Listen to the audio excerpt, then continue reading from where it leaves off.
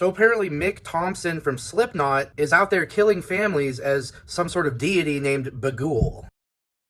This video will contain spoilers. Here in my apartment, and I just got done rewatching the movie Sinister, released in 2012. It's probably been about 10 years since I saw this movie. I did see it in the theater when it initially released. So look, this movie is scary as hell. The footage, the Super 8 footage of the families being murdered is very disturbing. It still freaks me out to this day, especially that lawnmower jump scare. A lot of that's because of the sound cue, but still, that gets me every time. But my biggest problem with this movie, and maybe I'm kind of skipping ahead of where I should start, but my biggest problem is the kids. And not necessarily the main character, Ethan Hawke's kids, but just the way the kids are used in general, especially towards the end. I mean, they really don't show up till the third act anyway, but when they're all putting their finger to their mouths and going shh and shit like that, it just really kind of takes me out of it. There are a lot of other shots where the kids are like in a little group, and that shit doesn't work for me. Their makeup looks very bad in my opinion. It looks very half-assed, very weird and just zombie-like, and it looks too much like makeup. That, and I think this movie would have been a better movie overall if they had gone one of two different directions. One, you could have had Bagul not even have anything to do with children. You know, you could still mention that he eats children, shits them out, and then likes to use them as his little minions or whatever,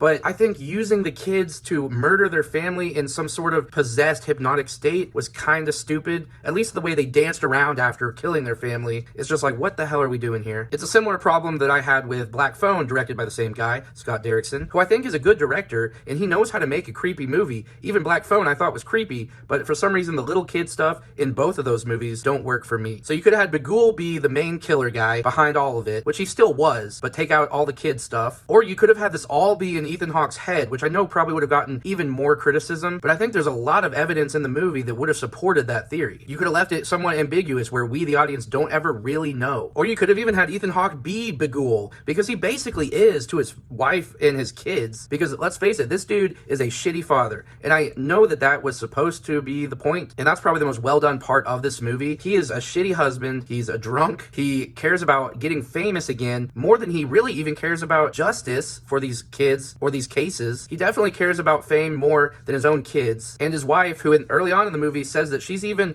about to leave him and take the kids if this book doesn't work out. This dude is a self-indulgent sociopath, or whatever the term is, narcissist, I don't know. But that's one big aspect that I noticed in previous watches, but I don't think I ever noticed it to this degree until this watch. And I don't know, maybe that's because I'm a lot older than the last time I watched this. It was just like, man, this is a shitty human being right here. I've never seen the sequel though, but I'm thinking about it. Let me know in the comments what you think about the sequel, what you think about this one, and what you think about what I said about it, and I'll see you in the next video.